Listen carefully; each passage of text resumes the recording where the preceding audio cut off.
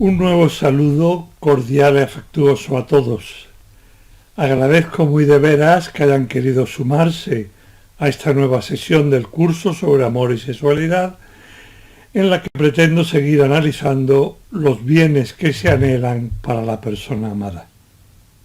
Aprovecho para recordar que cualquier sugerencia que nos ayude a mejorar este programa será no solo bienvenida, sino en la medida de nuestras posibilidades llevada a la práctica sin demora.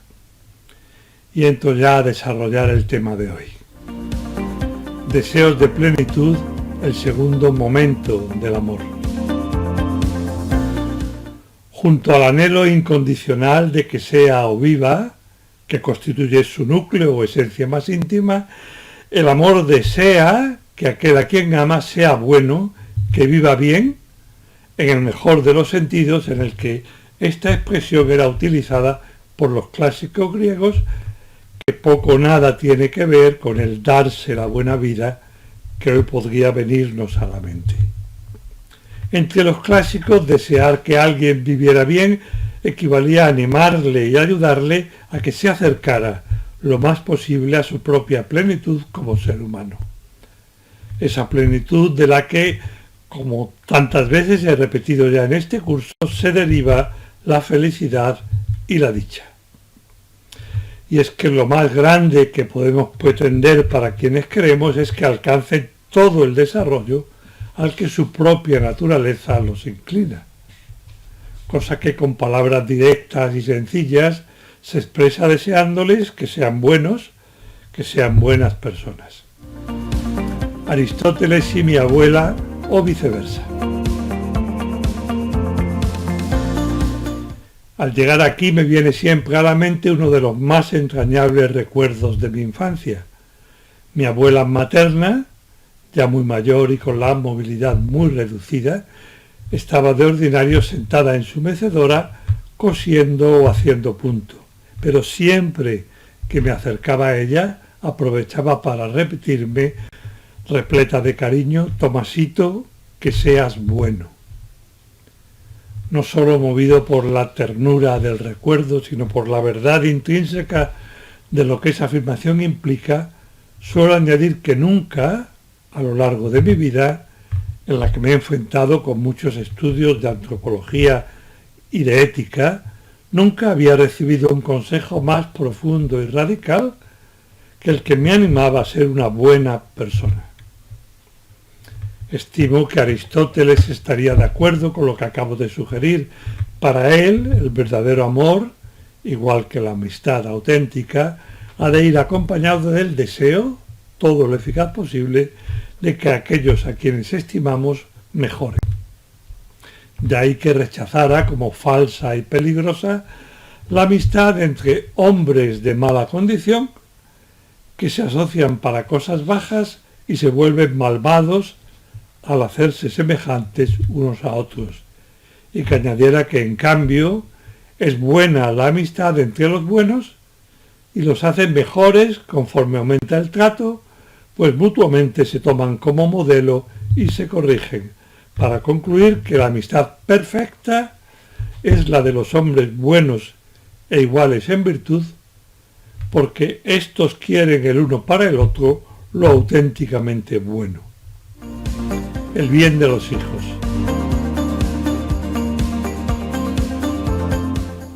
Las consecuencias son inmediatas, por ejemplo, en el ámbito educativo. Lo que el buen amor reclama de cada uno de nosotros, los padres, es que pongamos los medios necesarios para buscar, descubrir y perseguir el verdadero bien de cada uno de nuestros hijos, lo que le ayuda a él o a ella en particular a ser mejor persona.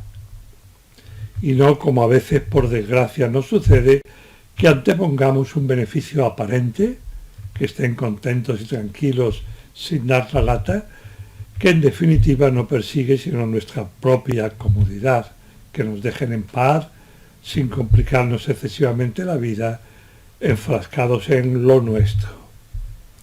No, cuando de veras queremos a alguien, el punto de mira se sitúa siempre, como por sí mismo, en su bien real, con independencia casi absoluta de que los medios para promoverlo nos resulten en un momento dado sencillos y fáciles de poner por obra, o por el contrario, nos supongan un esfuerzo más o menos continuado y arduo. El que nos sea más o menos costoso es impertinente en la acepción literal de esta palabra, non pertinet, no hace al caso. Lo que realmente nos debería importar, pasando por encima de todo lo demás, incluido nuestro bienestar y nuestro descanso, es el bien real de nuestro hijo o de cualquier otra persona a la que amemos de veras. Planteándolo entonces en términos generales, no cabe hablar de amor o de amistad en su sentido más estricto cuando de nuestro trato con alguien no se deriva para nosotros y para él o para ella una mejora real, no solo aparente ni solo sectorial o parcial, circunscrita a un ámbito determinado de nuestro desarrollo, sino personal, podríamos decir, de la persona en cuanto persona. Como explica Alberoni, para que haya amor es preciso que el amante haga germinar posibilidades latentes o contenidas de nuestro ser. Por consiguiente, si el núcleo del amor, su momento primero y fundamental es querer que el amado sea, a ese le sigue de inmediato el querer y procurar que sea bueno, en el buen sentido de la palabra que diría Machado. Aceptación radical.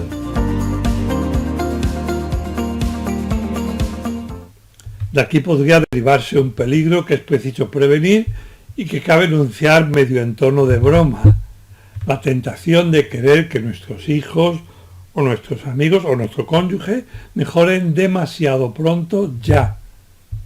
Ese demasiado pronto nos aleja del núcleo irrenunciable del amor, que consiste siempre en querer a quien amamos tal como efectivamente es, en corroborar su ser tal y como es, según vimos en la sesión pasada. Cuando nos obsesionamos con la mejora inmediata y radical de alguien, en realidad no lo estamos queriendo a él, no confirmamos su ser, sino, por decirlo así, a nosotros mismos, o para que se entienda mejor, confirmamos la imagen mejorada que de él o de ella nos hemos forjado nosotros y que, de ser real ya, nos evitaría ulteriores esfuerzos, discusiones o disgustos. Pero así es imposible ayudarle, porque con más o menos conciencia y claridad, la persona querida de este modo se sentirá rechazada, no aceptada, y tampoco acogerá nuestras sugerencias y menos aún nuestras recriminaciones. Lo único capaz de ayudar a mejorar a una persona desde fuera es el amor que se le brinda, que entonces ya no es desde fuera, pues al amar nos hemos identificado con ella, pero no hay otro modo. Probablemente recordarán la afirmación de San Juan de la Cruz: donde no hay amor, pon amor y encontrarás amor. Estimo que no es del todo cierta si se la toma demasiado literalmente, pues hay veces que al amor sincero a alguien no responde ese alguien con amor ni con mejora personal, como consecuencia de una libertad malentendida y mal utilizada, pero sí me parece del todo verdadero que, aunque no siempre el amor traiga consigo frutos de mejora, no hay otro modo de ayudar a nadie a crecer si no es con amor y por medio del amor. Si alguien no se siente o se sabe amado, ¿qué motivo tendría para esforzarse por mejorar? Ser, vivir, perfeccionarse. Lo que acabo de rechazar, querer que la persona amada mejore demasiado pronto, no elimina en absoluto, sino al contrario, que nos empeñemos con todos los medios a nuestro alcance en que mejore y que mejore todo lo posible. Ya intuitivamente se vislumbra que querer a alguien sin querer que sea bueno no es realmente quererlo. Pero hay otra razón más profunda y convergente que vale la pena esbozar aun cuando no se entienda del todo o no todos la entiendan. y es que este querer que la persona amada mejore no es sino la prosecución natural e imprescindible del primer momento del amor, que consistía en confirmarla en su ser, en lo que los metafísicos llamamos su acto personal de ser.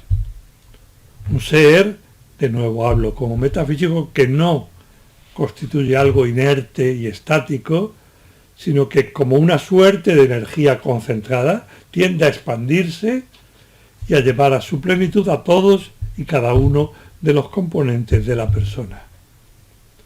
Esto puede intuirse con la simple observación del desarrollo humano, hoy confirmada, ampliada y profundizada por la ciencia. Como muestra la biología contemporánea, desde el mismo instante de la concepción, la criatura recién engendrada toma las riendas de sí misma y hasta cierto punto de la madre, al menos en la medida en que ésta contribuye al crecimiento del hijo y pone en movimiento toda su capacidad de desarrollo, multiplicando sus células, distribuyéndolas especialmente, diferenciándolas y organizándolas de un modo que ni el más avanzado de los ordenadores podría conseguir en miles de años. Después, en cuanto sale del seno materno, todo es también crecer, desarrollarse y diferenciarse, sin perder ni poner en peligro la unidad global, tanto desde el punto de vista biológico como en lo que se refiere al desenvolvimiento de sus capacidades motoras, afectivas, intelectuales, volitivas. Y el resto de su vida, aunque de forma quizás menos vistosa, consiste o debería consistir en proseguir ese despliegue hasta alcanzar cotas que en ocasiones resultan difíciles de predecir. Piénsese en los gigantes de humanidad a lo largo de la historia, en un Juan Pablo II o en una Teresa de Calcuta, por aludir a dos bastante próximos en el tiempo, o en cualquiera de los grandes artistas o científicos que han asomado al mundo con sus hallazgos, Fidias, Miguel Ángel, Einstein. Voluntad de promoción. Esto es lo natural para el ser humano, crecer y desarrollarse en el sentido más amplio y noble de estos vocablos.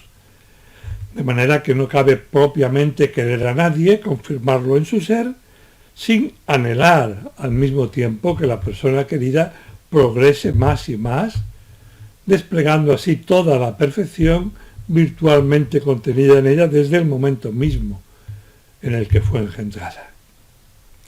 En este sentido, Maurice Nedoncel describe el amor como una voluntad de promoción y explica, resumiendo en parte todo lo expuesto en la sesión de hoy y en la pasada, el yo que ama quiere antes que nada la existencia del tú.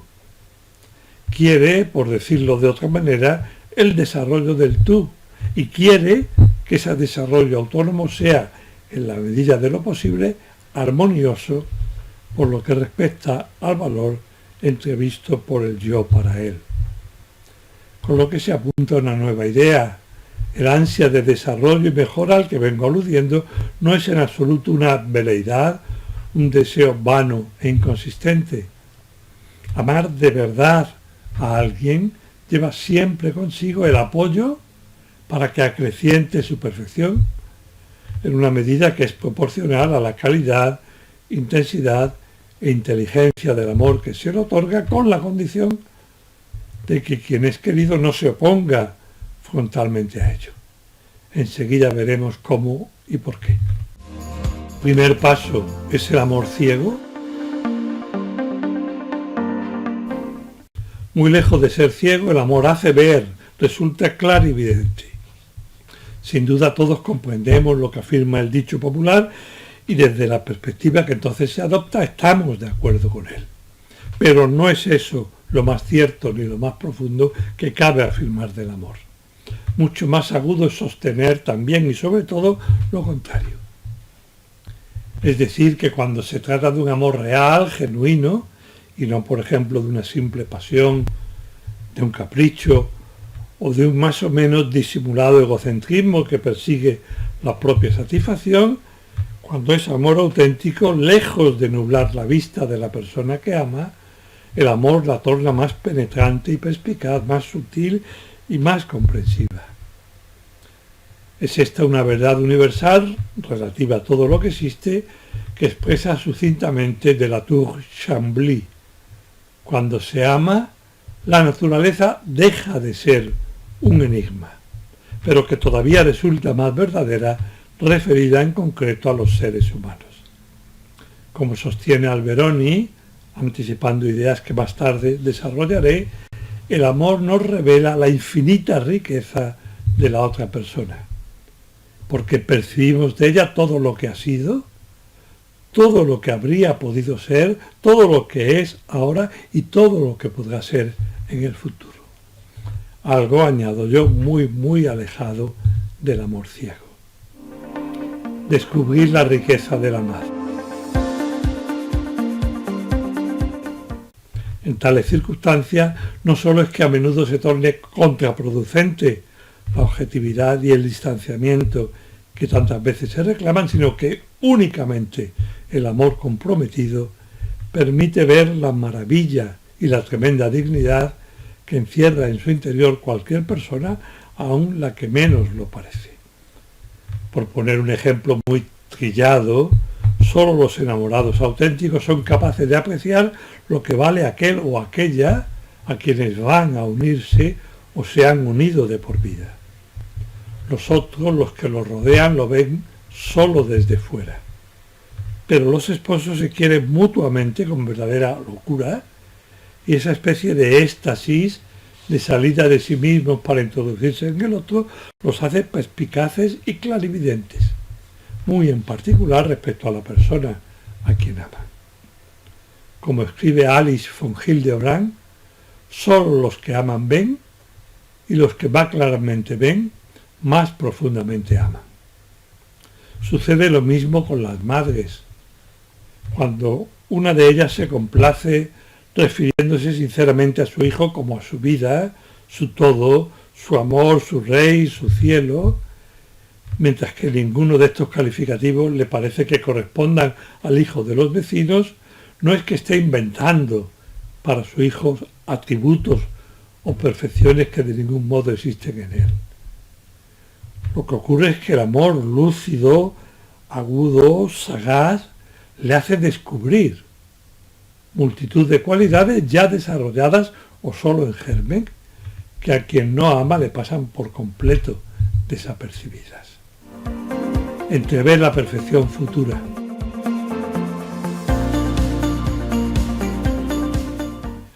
Son ya muchos los que han dejado constancia de esta propiedad del amor que anticipa amablemente la plenitud del ser querido. Chesterton, por ejemplo, sostiene con afán de universalidad aplicable a todas las circunstancias: el amor no es ciego.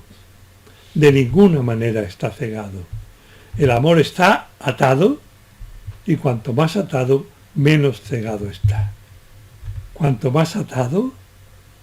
Sí, conforme se intensifican los lazos que nos unen a una persona, mayor resulta la identificación imprescindible para que el conocimiento sea más penetrante y más pleno. Vale la pena glosar este punto, que no es del todo sencillo.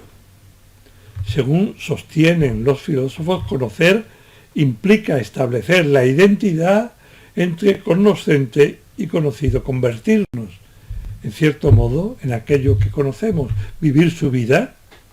Si lo conocido es una persona real o un personaje de ficción, y en este sentido resulta reveladora la identificación con el héroe de una película o el protagonista de una novela, y en el caso de quien ama, hacerse uno con el amado, transformarse en él sin perder la propia singularidad. Pero como ya sabemos o vamos intuyendo, la identidad más fuerte entre dos personas es la producida por el amor mutuo. Ahondar en el presente. Por eso el amor permite ver en el presente la grandeza de la persona amada, a la vez que anticipa su perfección futura, lo que está llamado a ser. Lo expone a la perfección Alice von Hildebrand en sus cartas a una recién casada, por lo que voy a permitirme leer una extensa cita sin hacer ningún comentario. Cuando te enamoraste de Michael, se te dio un gran don. Tu amor se deshizo de las apariencias pasadas y te proporcionó una percepción de su verdadero ser, lo que está llamado a ser en el más profundo sentido de la palabra. Descubriste su nombre secreto.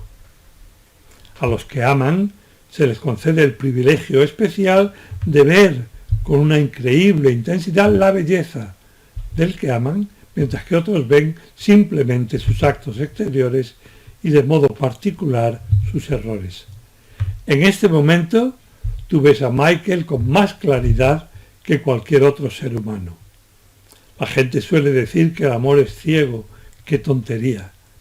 Como dije antes, lo ciego no es el amor, sino el odio. Solo el amor ve. Cuando te enamoraste de Michael, veías tanto lo bueno como lo malo que hay en él, y concluiste con razón que la bondad que veo es claramente su verdadero ser, la persona que está llamada a ser. Sé que a pesar de las faltas que desfiguran su personalidad, es básicamente bueno. ¿O no es este el juicio implícito en tu última carta, cuando decías que cuando se pone furioso deja de ser él? Date cuenta de que tu juicio no solo implica un simple reconocimiento de las virtudes de Michael, sino también capta sus debilidades e imperfecciones. Por eso te digo que el amor no es ciego, realmente agudiza la vista. Dios, que nos quiere infinitamente, ve todo nuestro bien, así como también cada mancha oscura que ensucia el alma. Con los ojos de Dios. Es curioso y significativo que en este mismo contexto la alusión a Dios sea una especie de lugar común en la mejor literatura.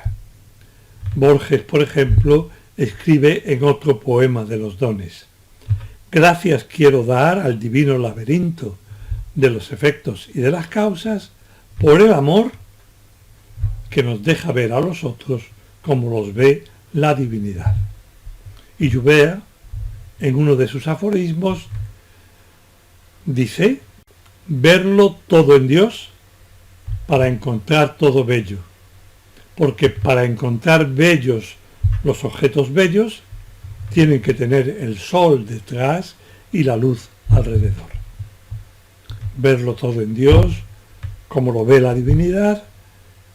Según explica la filosofía, Dios nos ve a todos y cada uno en sí mismo, en la perfección absoluta de su ser, o si se prefiere, desde sí mismo, desde la bondad que Él mismo nos ha dado. Advierte nuestras manchas y defectos, sin duda, ya lo dijimos, de la mano de von Hildebrand, pero al contrario de lo que nos ocurre a nosotros, nunca los percibe como si fueran algo con entidad positiva, cabría decir. Los observa claramente en su estricta condición de privación, de no ser, como la ceguera o la sordera, que aunque realmente existan, no poseen realidad positiva alguna, sino que se configuran tan solo como una carencia, como la ausencia de una perfección que se debería poseer. Por eso lo que primariamente capta Dios es el bien que Él nos ha participado y está de continuo manteniendo y desplegando en nosotros con la cooperación de nuestra libertad. Lo otro, el mal, es una especie de añadido, o mejor, de recorte o contrahechura a su obra, y en última instancia, como sucede en los ejemplos propuestos, ceguera, sordera, mudez, no es con entidad positiva, aunque exista. Por eso, entre otros motivos, puede amarnos con un querer infinitos, sin reserva ni medida. De ahí, si no he entendido mal, este otro aforismo de Joubert, que enlaza con la afirmación de Alice von Hildebrand. A mi entender, nuestras buenas cualidades son más nosotros que nuestros defectos. Cada vez que N no es bueno, es porque es diferente a sí mismo. vislumbrar el porvenir. El amor provoca un conocimiento profundo de lo que el ser amado es en el presente y anticipa lo que está llamado a ser, más en la medida en que ese amor es más profundo y clarividente. Lo que comentaba Ortega a propósito del arte y de la imagen sensible resulta perfectamente aplicable a cualquier otro acto de amor y a los contornos más eminentemente espirituales. Escribe Ortega, cada fisonomía suscita, como en mística fosforescencia, su propio, único, exclusivo ideal. Cuando Rafael dice que él no pinta lo que ve, sino una cierta idea que me viene en mente, no se entienda la idea platónica que excluye la diversidad inagotable y multiforme de lo real. No. Cada persona trae al nacer su intransferible ideal. ¿Cuántas veces nos sorprendemos anhelando que nuestro prójimo haga esto o lo otro porque vemos con extraña evidencia que así completaría su personalidad? Algunas consecuencias prácticas.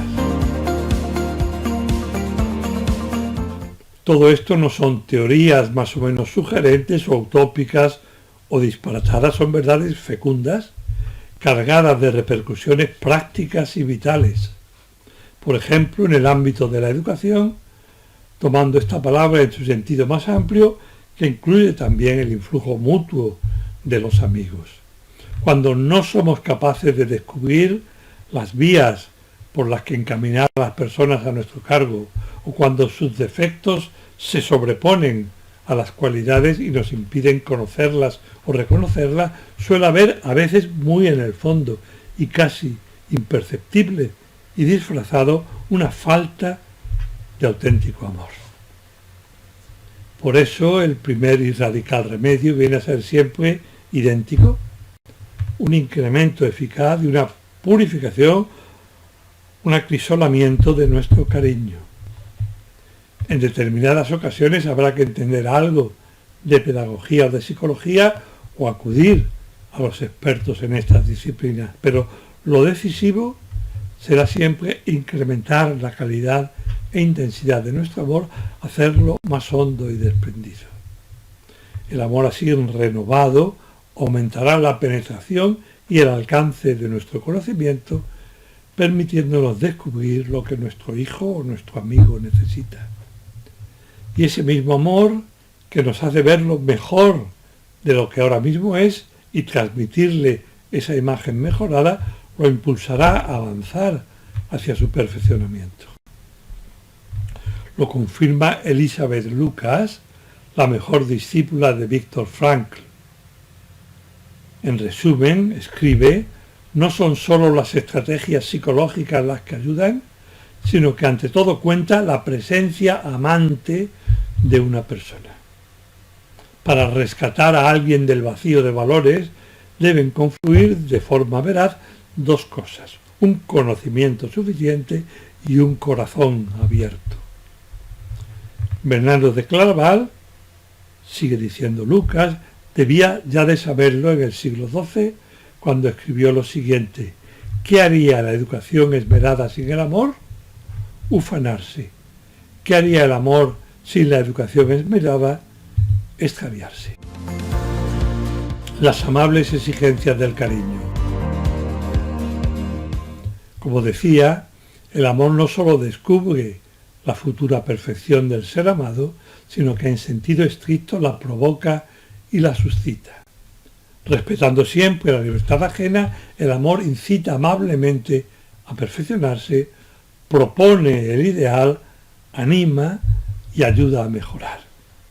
Por eso cuando aquel a quien amamos parece no avanzar, el aumento y la mejora de nuestro cariño no solo descubre los senderos, los caminos por los que puede progresar el ser querido, sino que lo impulsa a dar los pasos imprescindibles para lograr ese avance. Casi basta con querer mejor, de manera más gratuita y más desinteresada, con mayor entrega. No son necesarios muchos más medios. El buen amor, el de dos cónyuges que se quieren de veras, por ejemplo, consigue mejorar al otro con la sola fuerza del cariño sin necesidad apenas de palabras. Es el propio vigor del amor el que incita a progresar a aquel a quien amamos. Los motivos son bastante claros y fáciles de intuir, antes que nada porque así al corregirse y mejorar, quien se sabe y se descubre amado va advirtiéndose también menos indigno del amor que le ofrece. Además, y sobre todo, aunque en el fondo son dos factores que confluyen porque nuestro amor, clarividente, está poniendo ante su vista, sin apenas formularlo ni mucho menos imponerlo, su propio ideal. Cuando queremos de veras, no solo amamos lo que la persona es, sino ese grado de plenitud final, el proyecto perfectivo futuro, como diría Scheller, que el amor nos ha hecho descubrir.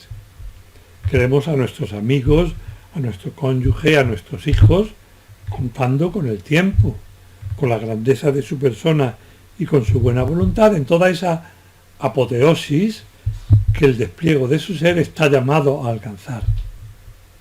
Y como ya advirtió Goethe, al quererlos mejores de lo que son, les alentamos a avanzar por el camino de su propio progreso. De este modo, con la fuerza añadida de nuestro amor, aquel a quien queremos conseguirá lo que por sí solo difícilmente lograría. El poder perfectivo del amor.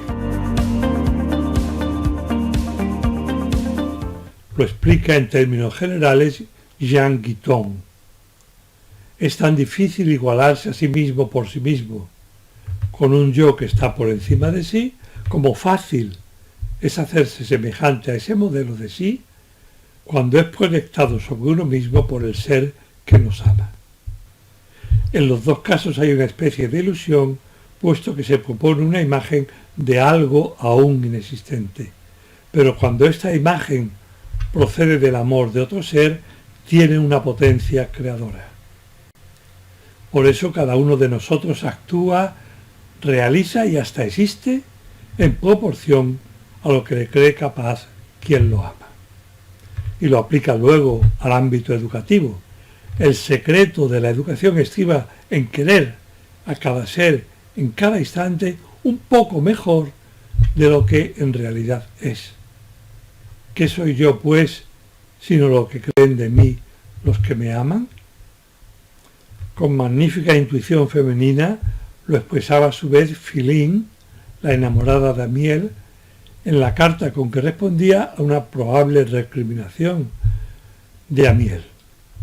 Mis desigualdades desaparecerán en cuanto esté a tu lado para siempre. Contigo mejoraré, me perfeccionaré sin límites, porque a tu lado la saciedad y la desunión serán inconcebibles. No sabrás todo lo que valgo hasta que no pueda ser junto a ti todo lo que soy. Hasta que pueda ser junto a ti, gracias a ti, por ti. Debemos ir terminando, pero no quiero hacerlo sin traer a colación un poema que enlaza perfectamente con las palabras de Amiel y resume y amplía y sobre todo da hondura a cuanto hemos visto hasta ahora. Se trata, como algunos habrán podido anticipar, de un fragmento de La voz a ti de vida de Pedro Salinas, una de mis citas preferidas. Perdóname por ir así buscándote tan torpemente dentro de ti. Perdóname el dolor alguna vez. Es que quiero sacar de ti tu mejor tú. Ese que no te viste y que yo veo, nadador por tu fondo, preciosísimo. Y cogerlo y tenerlo yo en alto como tiene el árbol, la luz última que le ha encontrado al sol. Y entonces tú, en su busca vendrías a lo alto, para llegar a él, subida sobre ti como te quiero, tocando ya tan solo a tu pasado, con las puntas rosadas de tus pies, en tensión todo el cuerpo, ya ascendiendo de ti a ti misma. Y que a mi amor entonces le conteste la nueva criatura que tú eras. Como habitualmente hago notar, El verso final, con el verbo en pasado, eras, representa la cumbre de esta tan inspirada composición. Salinas afirma aquí que el despliegue personal de todo ser humano es precisamente eso, desarrollo, desenvolvimiento, y por tanto que el conjunto de su plenitud se encontraba de algún modo precontenido en el acto de ser que le es donado en el momento mismo de su creación y está a la espera de un buen amor que haga que cobre vida. Aquí lo dejo, con objeto de que puedan saborear las palabras de Salinas. Un muy fuerte abrazo y espero que nos veamos de nuevo no dentro de mucho.